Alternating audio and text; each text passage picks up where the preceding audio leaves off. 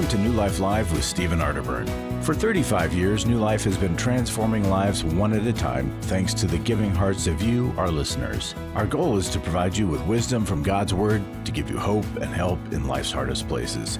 If you have a question you'd like to ask today, our phone lines are open. Call 1-800-229-3000. That number again is 1-800-229-3000. Now here's today's host, Becky Brown. Hello, everybody, and welcome to New Life Live. We are so glad that you joined us, and by us, I mean Dr. Sheri Keffer and Chris Williams in California.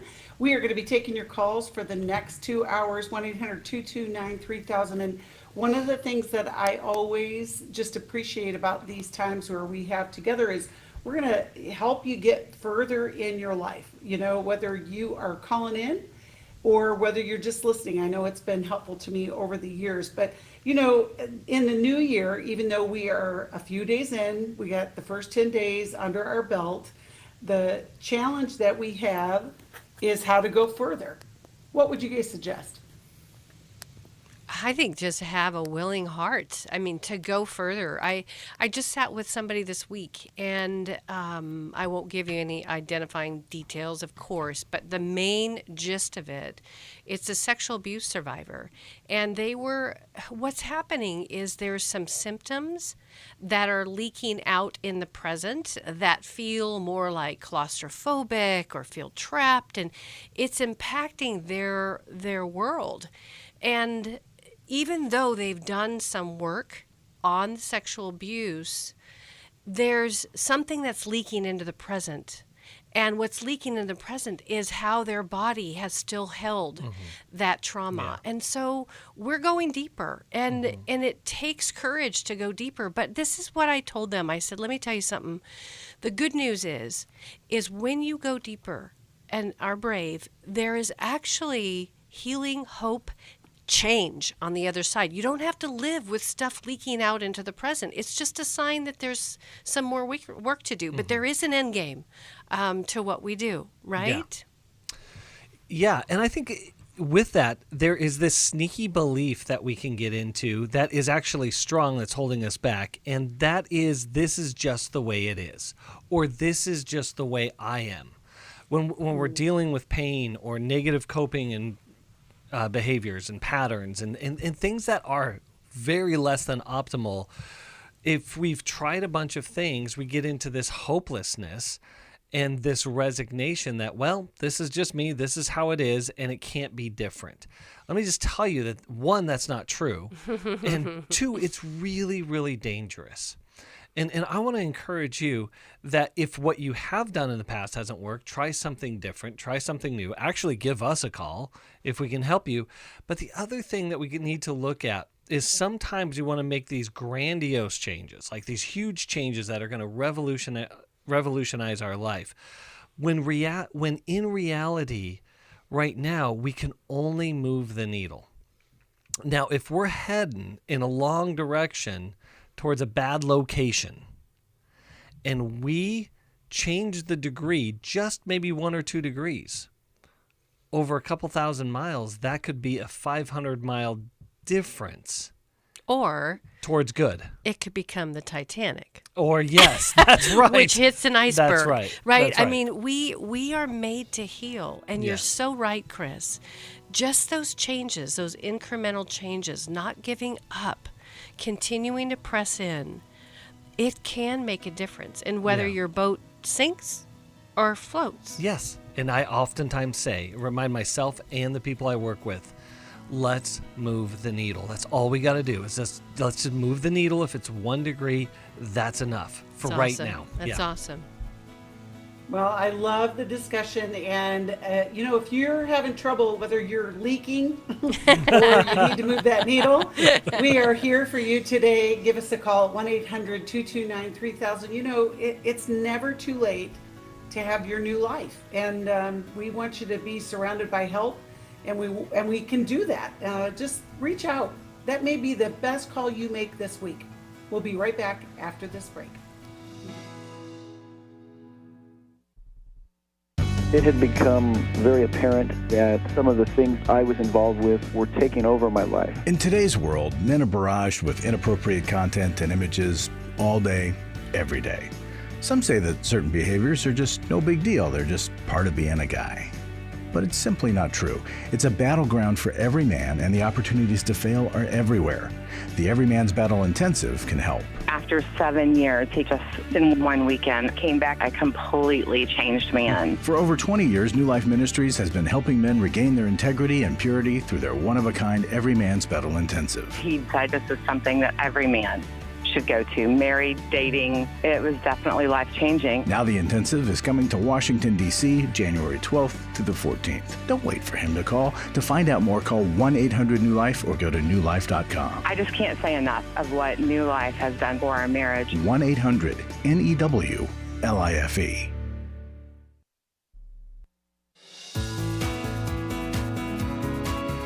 To find out more information about New Life or to order any of the resources mentioned on today's program, call 1-800-NEW-LIFE.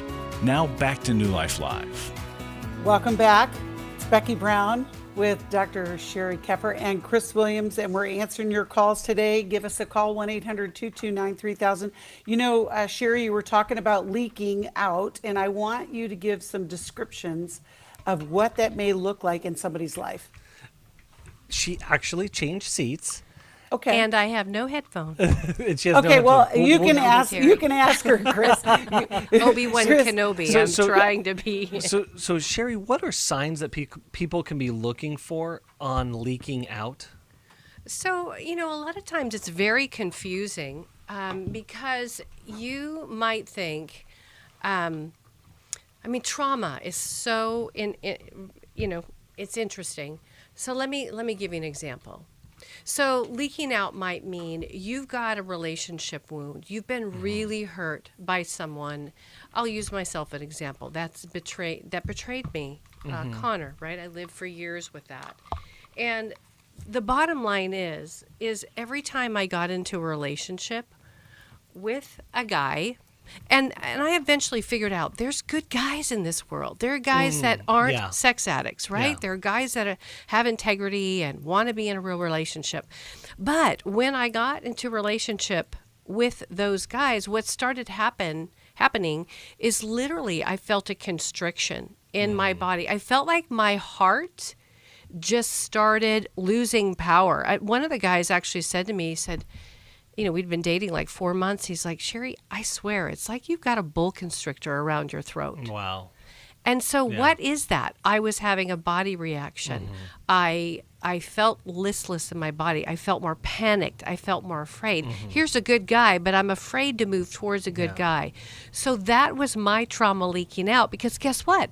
I hadn't done my work. There was a negative belief. You talked about a sneaky negative belief. Mine was, I can't trust men. Yeah. And as long as I had that belief, I can't trust men, do you know what my body was doing? It was doing everything it could to keep me safe. Yeah. So it'll make me feel panicked, my heart, my throat. I mean, it was crazy. But I didn't realize, I thought I had it figured out in my head, but my heart and my body weren't on the same page. Yeah. That's so powerful. That's really good. Chris, do you have any ideas about what leaking out may look like? Yeah, you know, Sheri oftentimes says something, if it's hysterical, it's historical. And that is oftentimes our reactions are much bigger than the situation It's a itself. great point, Chris. You know, that's a sign of leaking out. But, you know, I was working with someone this week, and again, no identifiers, obviously, but they have gone through a tremendous amount of spiritual and church abuse. And, you know, so the whole world gets flipped upside down and nothing becomes safe. And this is a person who cares deeply, incredibly gifted, and most importantly, really kind of exudes a Christ-like love for others in the world around her. But that thing has been shut down. And her belief is, I can't trust people. So how that leaks out is she's feeling much, much more isolated and lonely. And so that feelings of loneliness and isolation are ways in which her trauma has informed her, to what we were saying, protecting her from people because she believes that there's no trustworthy people in the world. You know, it's so interesting you bring that up. I feel so much compassion for her. When I think back, Connor was a pastor. And so I remember getting to a point where I could actually walk into another church. It was definitely cities away from where ours was. But I walked in and I sat in the pew. And when the pastor came out, this is what came up in my head. I looked at him and I went, sex addict. And then the elders were passing the plate and I'm like, sex addict, sex addict. I mean, that's leaking out. That's my pain leaking out, projecting onto other people something that isn't true. I don't even know that. I've never even met these people, but that creates fear and inability to attach in a healthy way because we haven't moved through our pain. And so important. And an ability to really get to know a person for who they are. You know, and that's where the wisdom of the nuances in which we can start utilizing discernment in, okay, some things are safe and some things are unsafe. But if I start with unsafe, I can't get to know somebody. Yeah, right. Yeah. I love that. Thanks for the conversation, you guys. It really is something for us to be aware of in our own lives, and so glad that you brought it up. Okay, we're going to go to the calls, and we're going to continue to take calls, 1-800-229-3000. We have some lines open and calls coming in, so we want to talk to you. We're going to talk with Jillian, who's calling us from Knoxville and listens on Sirius XM. Hi, Jillian. Thanks for calling. How can we help you today? Well, first of all, it's probably going to be a little difficult to understand me because I have a cold, so I'm at home. And when I called in, the question I have is, we have a daughter who is now 28 that expressed. It came to light that she was sexually abused at 17 years old from someone, I guess, after or during a party. And she's very angry. We don't get to see her very much. We don't get to talk to her very much. She does show up for the holidays. If she seems to have a lot of triggers as far as something comes up, and then she becomes very angry. Just people she doesn't even know that could be at our home, and she sees someone being treated a certain way or say something, so she does have triggers. And at this point, do need to know that I am her mother who raised her, but I'm not her biological mother. She recently reached out to her biological mother, who is an addict, and so she's dealing with all kinds of things with that, and we just don't know how to reach her. After she graduated college, she went off. She stayed gone for 4 or 5 years, living out of a car, living on the beach, and we had no idea that what she has come to light even happened to her. And we're lost on how to reach our daughter. We hear your pain, Jillian. Chris, what would you start with? Well, it really sounds to me like your daughter is in a crisis of identity. But when we are sitting with insecure or uncertain identity, like who we are and our value, and we are abused, and this trauma happens in this horrific way, and sexual trauma is one of its unique features is it tends to hit to the soul at a deeper level, and it tends to hit to a person's sense of safety and security in the world at a deeper level. And so she's dealing with this internal turmoil of not feeling safe inside of herself and not feeling safe inside of the world. And so there is this meandering. There is this wonderlust of like, what is it going to do?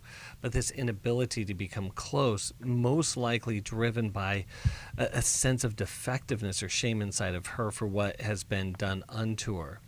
And my guess is that although the sexual abuse could be enough to drive that, I think it's more than that. I think that there are layers to what she is experiencing and dealing with, which gives me the hint that she's reaching out to her bio mom. And you know, and that could be a symptom of what we would refer to as a trauma bond. A person who can recognize me and see me and be with me in my pain and my shame. And so all of that is diagnostic in the sense of like trying to get a picture of what's going on. But when we get a picture of what's going on, there's two things that I want us to see here.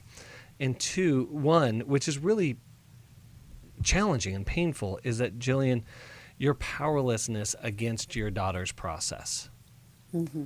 Meaning that like you cannot control her, you didn't cause this, you know, as much as you want to rescue her, that really is not your role. But then this other reality that then what can you do? You know, what is it that you can jump in? And I think it's continuing to reach out to her, offer her help, offer her love and support.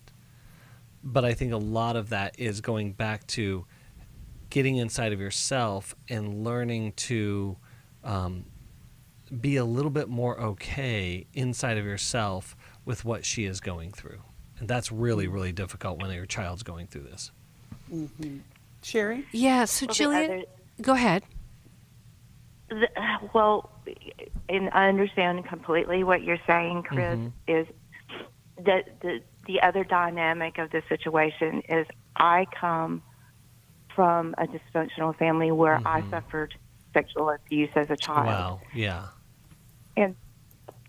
And so I do want to rescue her. Yes, yeah. And so what happens there, Jillian, is that we end up wanting to rescue ourselves through another person.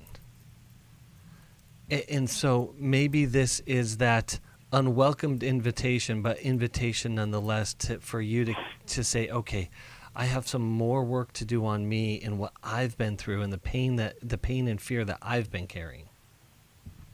How, Jillian, how old was she when you adopted her? I came into their life when they were 9 months old and 3 years old. There's another sibling, and then they stayed. The father and the biological mother had joint custody until they were 5 and 7 when we married. And so at that time, I became. They no longer saw her.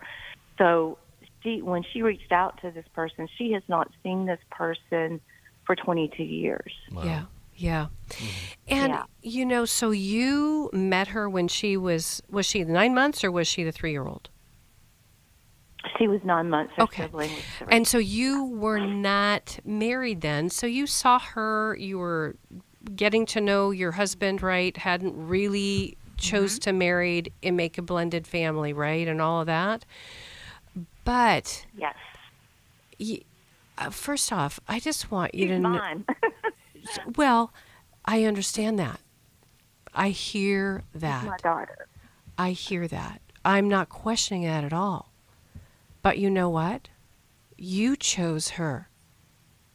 She didn't choose to be abandoned by her birth mom, and she didn't choose to not have a mommy day after day from 9 months until she was 5 years old. As involved as you were, there's a lot of loss for your precious daughter. That's early. It's like primal, early attachment loss. So I want to say a couple things. One, you, my dear, are a very good mom. You are a very good mom. And anybody could have stepped into your daughter's life at that point and been dealing with the same challenge today. Whether or not that mom, you have a sexual abuse history or not, your daughter is dealing with some basic attachment. How old is she right now? She turned 28. Okay. Yeah. Okay. Just So, possible. yeah, so you got under the same roof when she was 5, got to know her when she was 9 months. We're very involved. But, do you know in the first 2 years of our life, we ask the most important questions that guide us, like Chris was talking at the beginning, like the boat. We ask 2 things. 1, am I lovable and worthy of being loved? We ask everything about ourselves. And the other question has to do with others. Are you trustworthy? Can I count on you? Are you going to be there when everything falls apart? And do you realize you had nothing to do with those first 2 questions? Yeah. All right? So don't carry her shame. But it sounds like she was raped at a party when she was 17. Yep. And that's tragic, and she is having to renegotiate her terms. But loving her. Yeah, go ahead. Hold that thought, Sheri, and right. we'll be back after this break with you, Jillian. Thanks for calling. We'll be right back. Before coming to this weekend, I have been dealing with the guilt and shame of an abortion that I had 20 years ago. And we have 3 awesome kids. But every time I kept getting close to the Lord, kids saying to me, "You're the best mom." That voice in the back said, "You're a horrible mother. Look what you did to that child. You killed somebody. You don't deserve any of this, and you're not worthy." To help free me from my guilt and see that I would not make the same decision today, I would make a different decision, and I am a great mom, and God can use me. This is Steve Arterburn, and this is the story of a new life. After 20 years of guilt and shame, she attended a workshop and now is free. You can be part of offering hope to others as you step out in faith by donating to New Life Ministries. To make your tax-deductible gift, call 1-800-NEW-LIFE or visit newlife.com and click Donate. Daniel Grossman on coaching. Coaches are really focused on the future and helping people to develop those skills and those strategies to help them move forward in their life. A coach really partners with you to focus on things like personal growth or health goals, spiritual growth, helping you develop in your career or possibly strengthening your relationships or maybe even breaking free from a negative pattern. If you need a coach for life, your career, relationships, your health and fitness, leadership, and more, call New Life today and ask about the New Life Coaching Network. Our coaches have been trained and screened with the same intensive process we use for our network counselors. Coaches use different techniques. Some like to use strategic questions and accountability, ultimately empowering you to take those next steps toward your goals. Take control of your life and take action to achieve your goals. Call 1-800-NEW-LIFE and talk to us about getting a New Life coach today. I really believe that everyone can use a coach in their corner. 1-800-NEW-LIFE.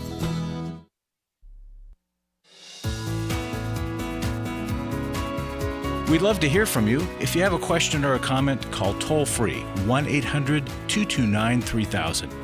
Now back to New Life Live. Welcome back. We're having this conversation with Jillian and just recognizing how difficult adult relationships are with our sons and daughters. But Sheri, I wanted you to make that point that you were ending on that I had to go to the break. And then we'll just talk a little bit more with Jillian. Yeah, so what I was saying is in the first 2 years of our life, basic attachment is answering questions about self. Am I lovable and worthy of being loved? And other, meaning, are you trustworthy? Can I count on you? Can I put my full weight down on you? Mm-hmm. So her first 2 years, her world blew up. Yeah. And even though she may not be able to have visual memories of 0 to 2, she's got feelings in her body. Her homing pigeon right now to seek out her biological mother has nothing to do with you or days where you might feel you did well and days where you might feel you failed. I think that's why I was trying to tell you, Jillian, you've done a great job. Step back from responsibility because your daughter's trauma is attachment trauma layered as well as sexual abuse trauma layered. And to Chris's point, we can also often, especially when we know that pain, go into rescuer mode trying to save the one who has a similar experience as ours. Mm-hmm. Yours might not have been a rape at a party, but it was something else, I'm sure. And so we need to do our own work, and I'm talking deep work. You're a perfect person for today. Remember we opened the show when I was talking about stuff leaking out with a sexual abuse survivor? Even a desire to save her, as Chris's wisdom pointed out, it comes to you doing your work. Every sexual abuse survivor I've ever worked with, 100% of them have had a belief that I'm powerless or helpless, and I'm not in control, and I can't trust. Those are like the trifecta that come from the violation of sexual molestation and or sexual abuse. And the more grounded you get and the more truth you get, you're going to be a steadier boat for her when she is more open to talking about it. It's so true. It's so true. Jillian, we are so grateful that you called, and we'll be praying for this whole thing. And if you haven't connected with the counselor, we can do that. We'll get you connected with a counselor, and I even think maybe a group would be a good process to get into. We just need other voices. What book would Chris, Sheri, what do you guys suggest? Probably Healing is a choice. Yeah. I was thinking that too. Okay, we'll send that to you. We're so grateful that you called, Jillian, and take care of that cold. I hope you feel better soon too. Anna is calling us from La Puente, California, listens on KKLA. Hello, Anna, we're so glad you called. How can we help you today? Hi, good morning. I had the privilege to go with all of you to Jordan and Israel back in 2014. So I've met a lot of you personally, and I just thank you for counseling. And I'm Becky Brown, Sheri, everybody, Stephen. But, Great to have you. To you. Yeah, I've been listening to you for, I don't know, maybe over 10 years, obviously. But my daughter's 24. Yeah, I'm just trying to get some wise counsel because my emotions are all over the place, and I don't have the right answers for her. She's 24. She's been struggling since she was 7, I guess, with liking girls, and she came out in 15. It was a hush-hush after that because I didn't accept it. So she's been pretty much dealing with her own anxiety, and she said lying. And that last week she moved out with her girlfriend that they've been together for 5 years, and she kept it a hush from me. So that broke me. She wrote me a long letter, very detailed. And, of course, as a mother, maybe trying to, not in denial, but praying that, God would deliver her, and I would just try to see her through God's eyes. And now she moved out. So I feel like I lost her. I know I didn't. I didn't see her for a week. I had to pray and deal with it. So I just told her I'll see you, and she came over yesterday. It was very emotional. I listened. I didn't speak over her, as she says I always do. I was very different. I've got a lot of prayer from other sisters, from church, family, and I try to handle it as lovingly as possible because I'm very angry. I'm very hurt, and I feel betrayed. But she was trying to respect my religious beliefs, is what she said. So she's been dealing with, depression and anxiety because she wanted to tell me, and she knew that if she told me, she thought I would disown her. Oh, it's so hard. That's not Anna, who I am, but she was scared that I would disown her. We hear the pain, and it is so hard. We're going to go to a break, Anna, but if you have a question that Chris and Sheri can be thinking about that we can best help you, what would that be? How do I answer my daughter that a God that loves would send her to hell because she loves someone who's the same gender? She asked you that question? She asked me, yes, yesterday, very broken. Well, we will we will address that. It is a question that a lot of people struggle with, and but Anna, the most important thing that we want to help you with too is the break in the relationship so that you can be reconnected, however that looks. We'll be back. 1-800-229-3000. You can call us. For most of my life, I've been dealing with an opiate addiction. Why is opioid addiction quickly becoming one of our nation's biggest killers? Maybe it's because it isn't only those who are addicted who are in denial. We did what I see so many parents do, is it can't be an addiction. There's something medically wrong. It's impossible to solve a problem when you don't know what you're up against, and families will try to find any explanation except the one that will put them on the right path. Alcoholism and drug addiction is a family disease. It doesn't affect just the individual. If someone you love is abusing painkillers, know what you're up against. It's time to admit its addiction and seek treatment.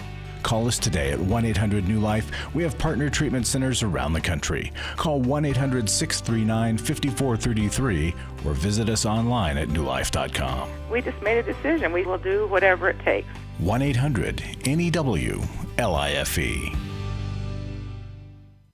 I was sort of vaguely familiar that the 12 steps had some origination in the Bible. I found Life Recovery, and one of the things I liked so much was that it had such a broad appeal. It wasn't limited to just alcohol or drugs, that it was addressing a wide range of problems. At New Life, we believe everyone can benefit from a life recovery experience. There are life recovery groups all over the country. They take place online, in conference calls, and in person. And if there isn't one in your area, we can help you start one. We have startup materials, leaders' guides, CDs, Bibles, and more, all with discounts available for groups. Call us at 1-800-NEW-LIFE and ask for Terry Ward. The 12 Steps have long been a great help to people in recovery because much of the 12 Steps' power comes from the fact that they capture principles clearly revealed in the Bible. The 12 steps is really a pattern for all of us as Christians. Call 1-800-NEW-LIFE. That's 1-800-639-5433.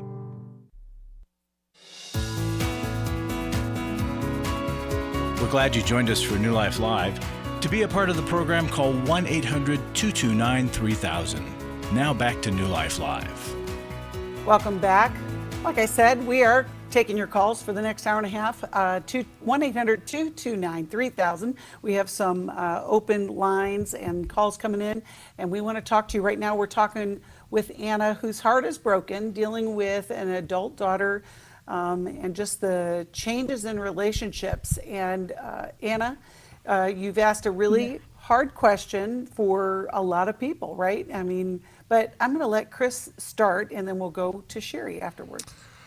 Well, Anna, I think the question about how could God send a person like me to hell is an important question, but I think it's a diverting question. So my answer to that, and it would just be my answer, would be like, man, I am not here to determine who God spends eternity with and who God condemns. I'm not. That's his job, not my job. That role is fulfilled.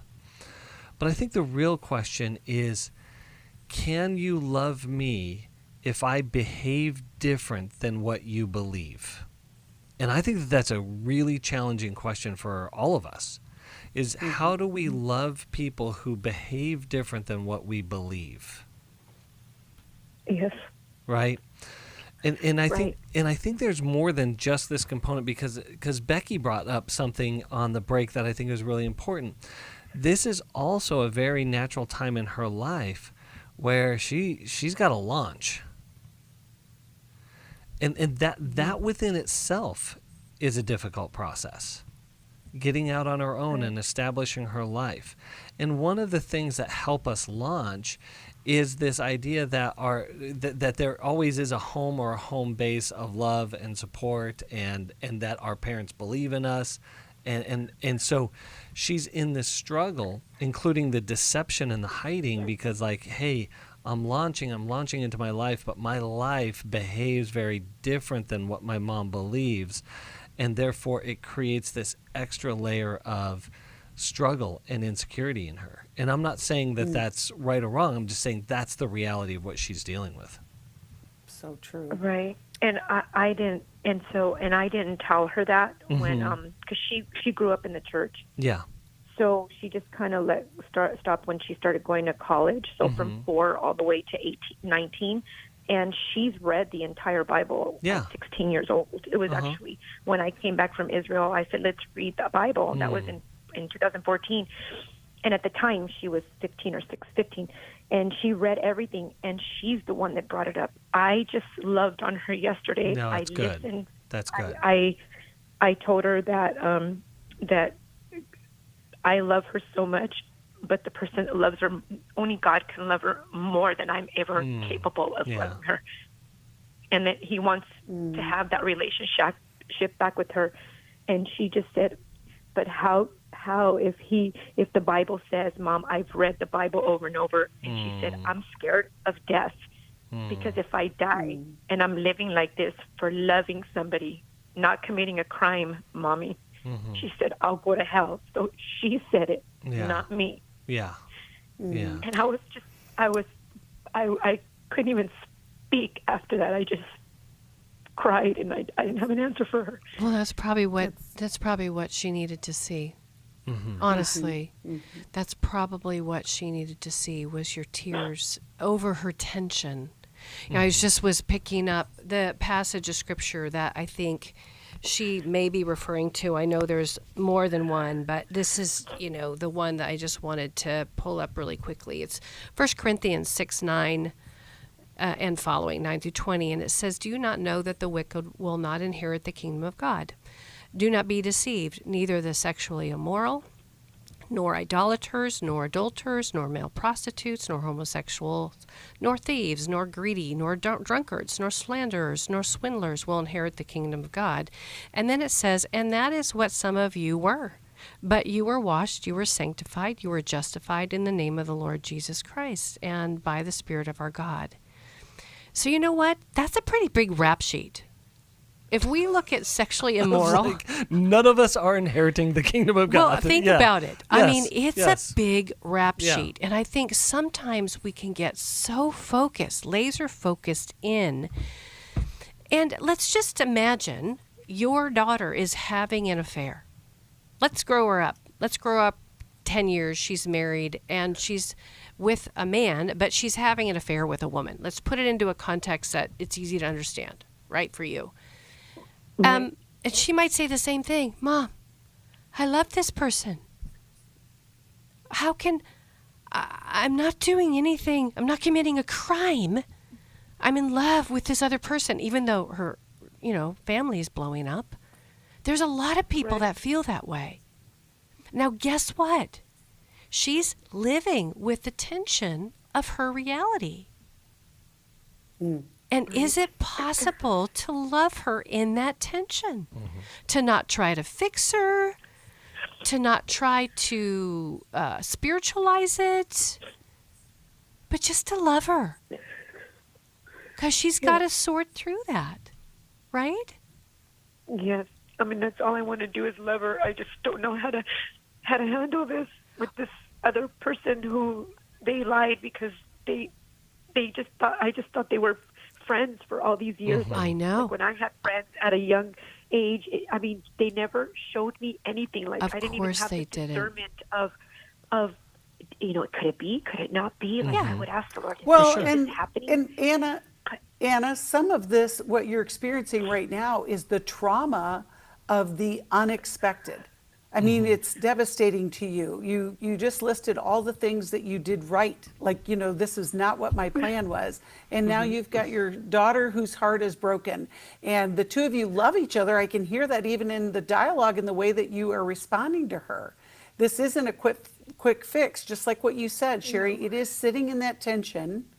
It is her choice, like Chris was saying. And it's the sadness that comes from what you are wanting from your relationship, but not trying to fix it. And it's a tension for sure to be managed. Well, and I just want to point in a direction that may be helpful. So you see the tension, you heard the tension that's going on inside of her. She loves you. Mm-hmm. She wants you close. She wants a good relationship with you. And her fear was that if you knew this about her, she would lose one of the most important things in her life, which is you. Right. And so, yes. So I'm not saying this to make an excuse or to say it's okay, but I would like to say, well, of course she hid it from you. Right. Yeah. Right. She knows how much you love God. So it's like, all right, my mom is going to make a decision between God and her faith and me. Ooh, that's risky. I can't bring that to my mom. Yeah. Because I don't want my mom to have to decide. Let's see how much she's been trying to manage for you, but this is the big deal. This is the headline.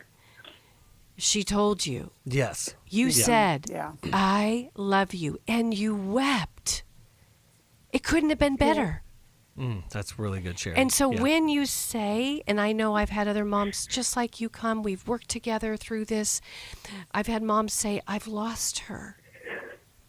And reframe as of yesterday is I have loss.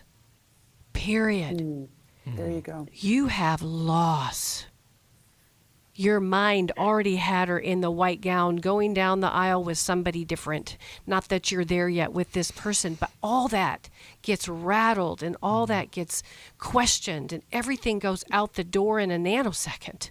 And you start thinking about, well, how am I going to do Christmas and how am I going to have her over for dinner and what am I going to do with her family? And all that stuff in a nanosecond comes forward.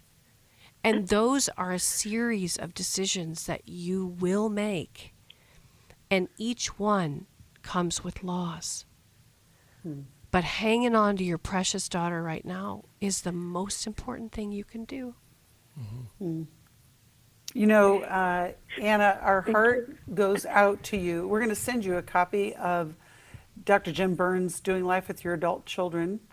You know, Sheri, as you were explaining that, when we think about these relationships, there could be a lot of different stories for that loss, right?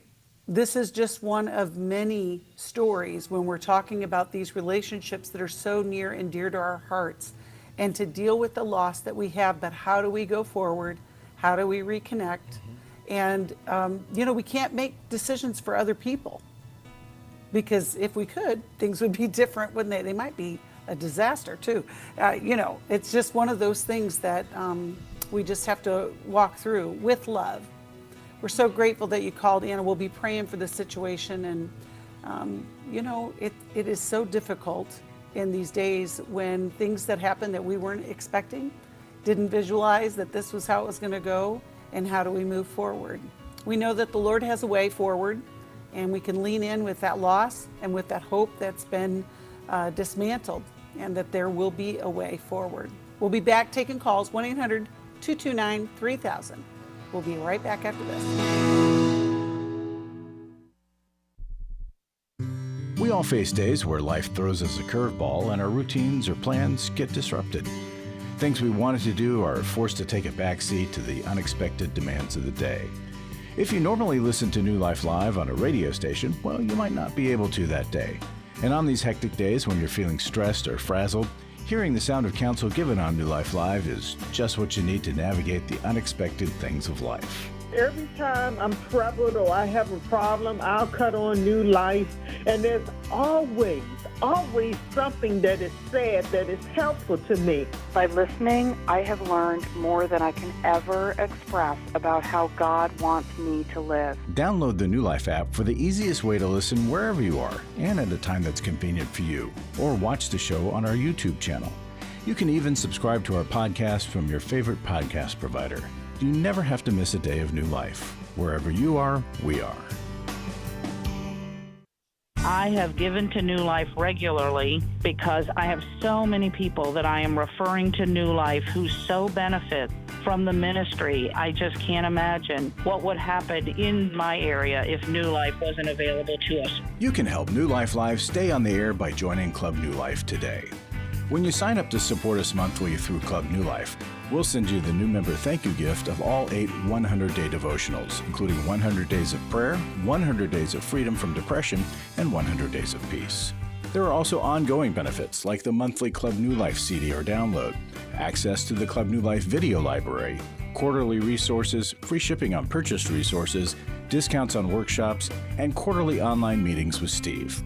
Call 1-800-NEW-LIFE. Support Club New Life, and together we can help hurting people find help and hope in life's hardest places. Call 1-800-639-5433 to join Club New Life today.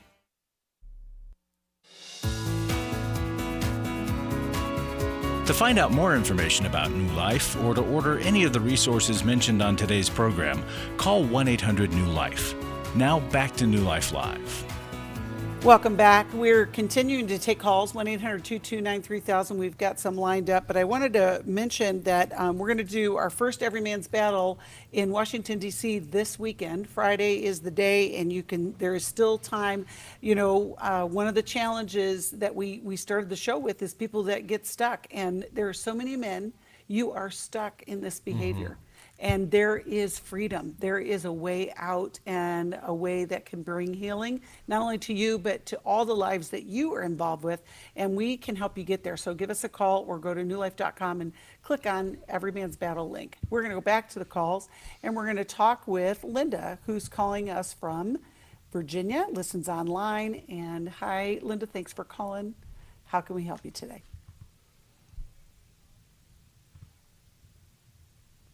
Well, there we go. Terry, can you fix? There you go. Hey, Linda, sorry about that.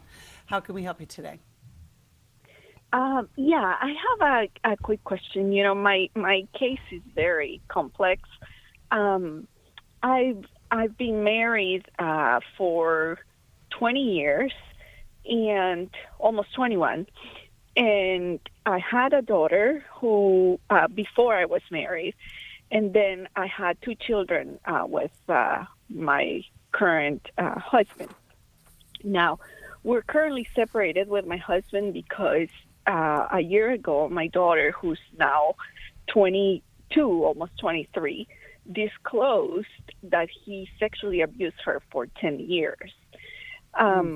Now, we went through the whole, we're still going through the whole grieving process, and it was very traumatic and very shocking. It's pain beyond understanding. And the thing is that these are things that I cannot talk to anybody because, one, is my daughter's story. 2, is people get scared, with these type of stories, which is very, very valid. But now, since a year has passed and I've been able to figure things out and walking towards the acceptance piece, trying to understand what would be the right way to establish or to continue having a relationship with my husband, who is the father of my 2 children, and one is a special needs. One of my children is a special needs. So as much as I like, I cannot cut him 100% out of my life, 100% out of my children's lives. But at the same time, I feel that can hurt my daughter. So, and I read books. I try to find this is not reported because my daughter doesn't want to report that. Was it disclosed in therapy? It's disclosed in therapy. She's doing EMDR. She's doing therapy, and no, it wasn't disclosed in therapy. She told me, and then now she's doing therapy, and then it's been disclosed in therapy. But again, she's like, I'm not gonna press charges. Okay, second question. Has your husband or soon-to-be ex-husband admitted to this? Yes. As soon as I confronted him, he admitted, and he took ownership, and he seems to be very repentant, which, again, I don't trust, because I don't know. Yeah, of course. Okay. Yeah. And so you have 2 children with him that you have to stay in relationship with, right? Yeah, and my children. So let me almost ask another quick practical question. Yes. In the divorce proceedings, what is the custody arrangement that you're going for? We're still not in the divorce proceedings. We're separated, but we haven't even touched the subject of divorce yet. Okay. Because I've been trying to support my daughter, so this year he has been away, financially providing, but he's being respectfully about the boundary now. So what's the gender? What's the gender and ages of your children with him? The children I have with him are 2 boys. He did not sexually abuse them. He likes women, so he sexually abused my daughter, but not the boys. Okay, we only have a couple minutes, guys. So, what can help Linda with some clarity on next steps? Well, I think the first thing, Linda, is that you have to continue to connect to the severity of the reality here. There's a little bit of minimization of what's going on and rationalization, which are defense mechanisms against this amount of pain and trauma.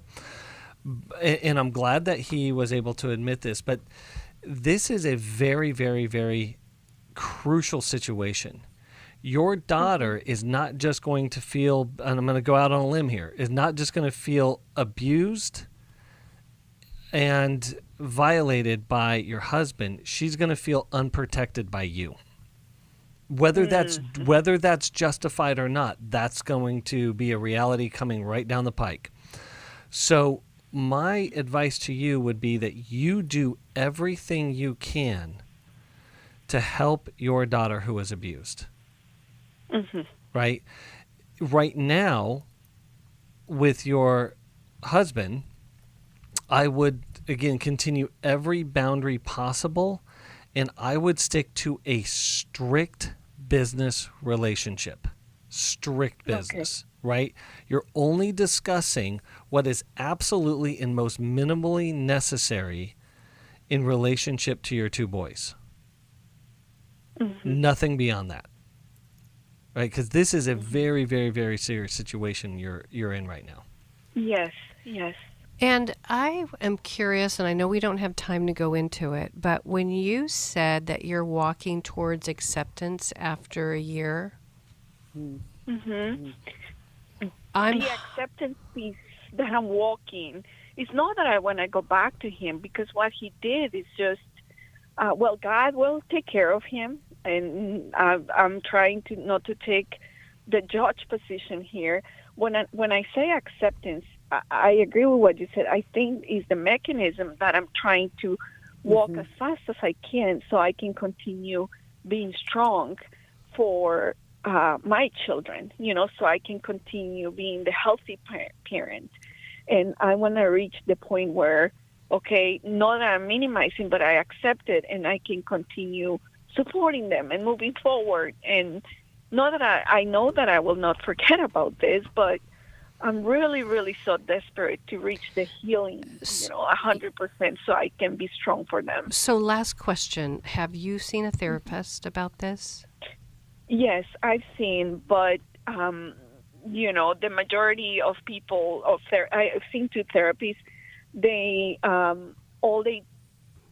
what happens is that they get really scared, of the situation. Which, so we're going to have you hold on. Yes. Because you need to be in therapy. This was a decade of sexual abuse. It's big. It's he should be incarcerated for this. Yeah. And that's Linda, how bad it is. Yeah. And it's not even just your daughter. It's the responsibility that we have to others that he comes in contact with. Yep. We are so sorry. We will stay on the line, Linda. We'll get you connected with some help. If you're listening and this is part of your story, please reach out. We want to get you some help. We're going to continue taking calls to 1-800-229-3000. Thank you, Chris. Thank you, Sheri.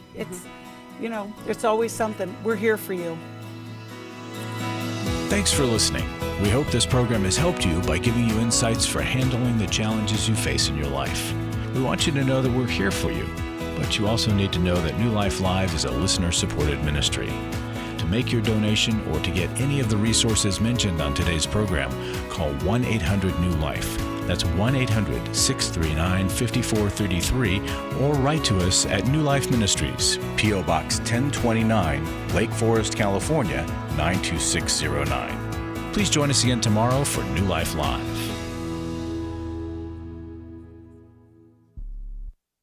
Thanks for watching today. We love helping people. I hope you sense that. And we know that there's always hope if you find the right resource. Now, if something we've said to somebody else applies to you, that's fantastic. That's what we're hoping for.